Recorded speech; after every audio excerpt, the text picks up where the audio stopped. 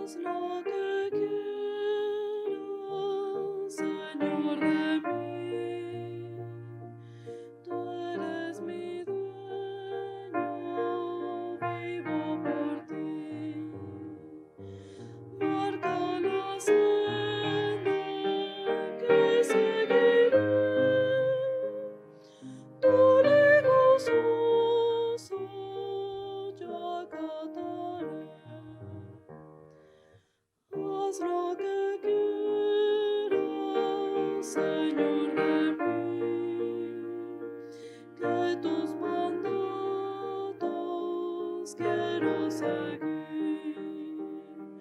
Tú el alfarero, yo el barrozal, dame la forma que quieras hoy. Haz lo que quieras, Señor de mí. Nada yo valgo lejos de ti. Dame tu gracia para luchar. Dame tu fuerza para triunfar. Haz lo que quieras con mi clamor. Nada yo quiero sino tu amor. Pueda en mi senda mirar tu faz, en mis conflictos tener tu paz.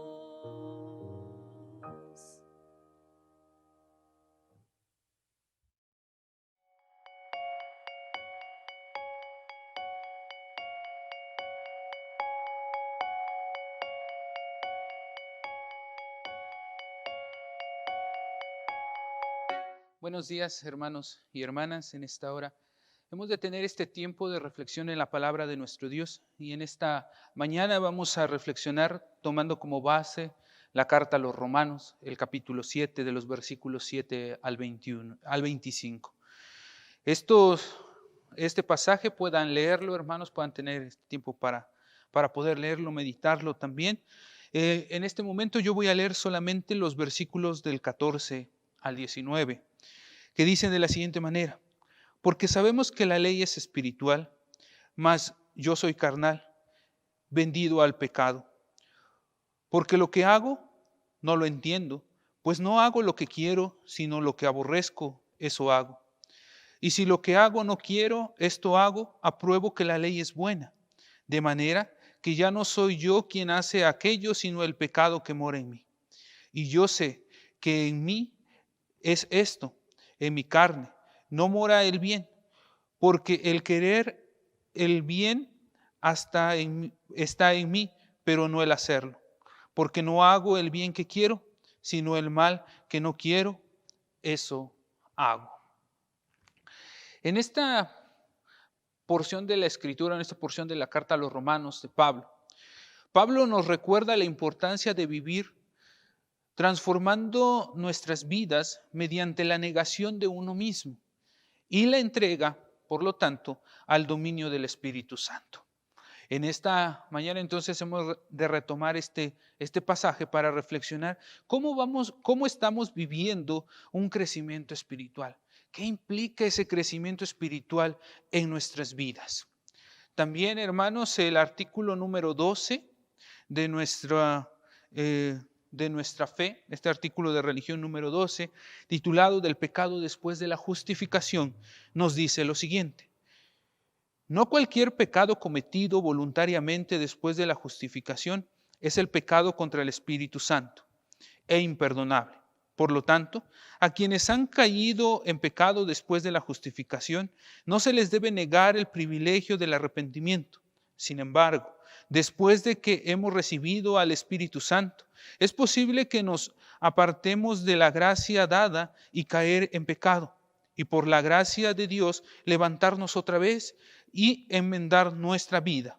Por lo tanto, son de condenar quienes dicen que ya no puede pecar más mientras viva aquí, o que nieguen la oportunidad del perdón a quienes verdaderamente se arrepienten.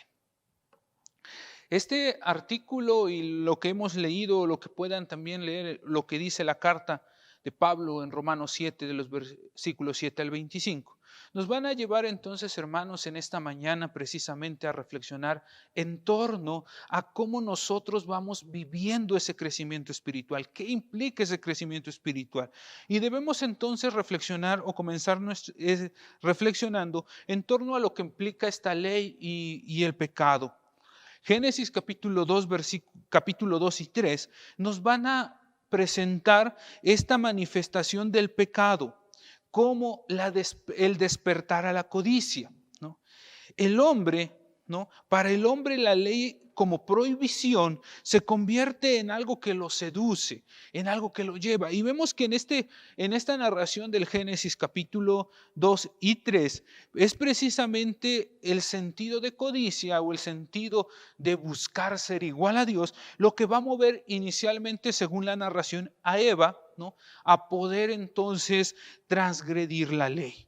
La ley era buena, pero al marcarse como una prohibición, entonces se convierte en una seducción.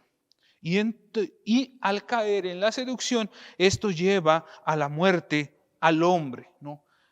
Ahora, esto Pablo es lo que también nos va a ir recordando, que a través de esa codicia o de ese ser igual a Dios, el hombre finalmente cayó en ese pecado o en esa muerte espiritual. Pero ahora, entonces, a partir de la manifestación de la palabra, a partir de esta revelación dada por medio de Jesús mismo viniendo al mundo, hay una nueva posibilidad de restaurar esa relación con Dios, entre Dios y el ser humano. Entonces, lo que hay que hacer es poder luchar en contra de este pecado que está en nosotros, ¿no? Y Pablo lo va a decir con toda sinceridad: lo que quiero hacer no lo hago, y lo que hago es lo que no quiero hacer. Y esto no es porque yo lo quiera, sino porque hay algo en mí que debo dejar o que debo abandonar.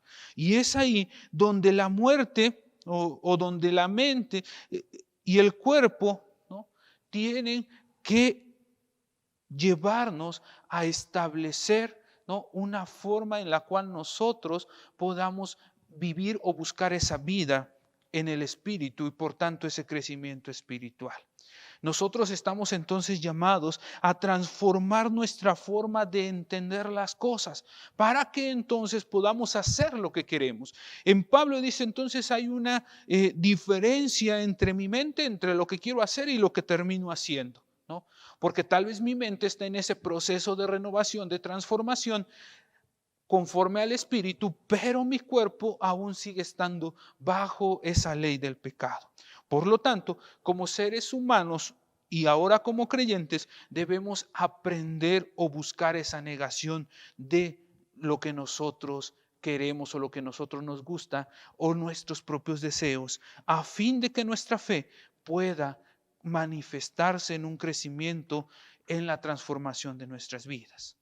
Y entonces, Pablo nos va a presentar una triple transferencia de la vida cristiana.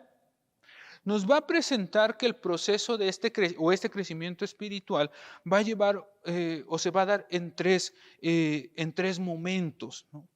Uno, que es algo que va a marcar muy bien la carta a Pablo, es el bautismo como la inauguración, ¿no?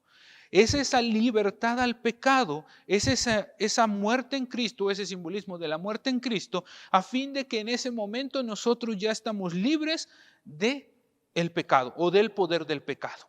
Al quedar libres del poder del pecado, nosotros estamos en la posibilidad de vivir de una forma diferente, de ya no seguir lo que estábamos haciendo, sino que podamos vivir de una forma distinta.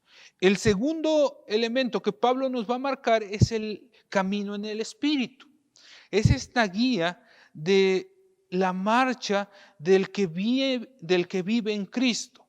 Es este comenzar el caminar, es este poner en marcha. Cuando entonces en este momento comienzan muchas veces esta lucha en nosotros mismos de hacer y no hacer lo que queremos.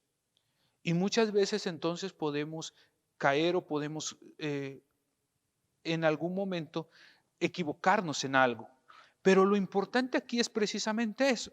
Ese crecimiento espiritual es la capacidad que podemos llevar de transformar y de volver a venir a transformar nuestras vidas, arrepintiéndonos y continuando el camino.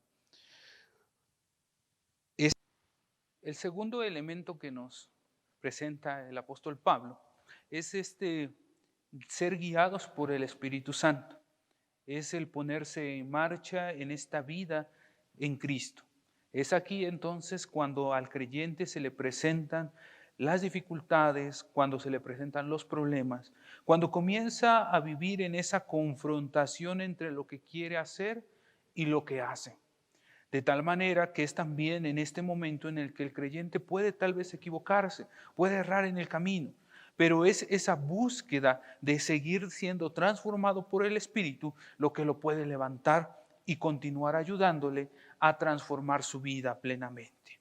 Este caminar en el Espíritu es lo que Pablo va a llamar para que en cada uno de nosotros podamos esforzarnos en negarnos a lo que nosotros buscamos o anhelamos en el mundo, un poco siguiendo las palabras del propio Jesús al decir que aquel que quiera ganar su vida ha de perderla.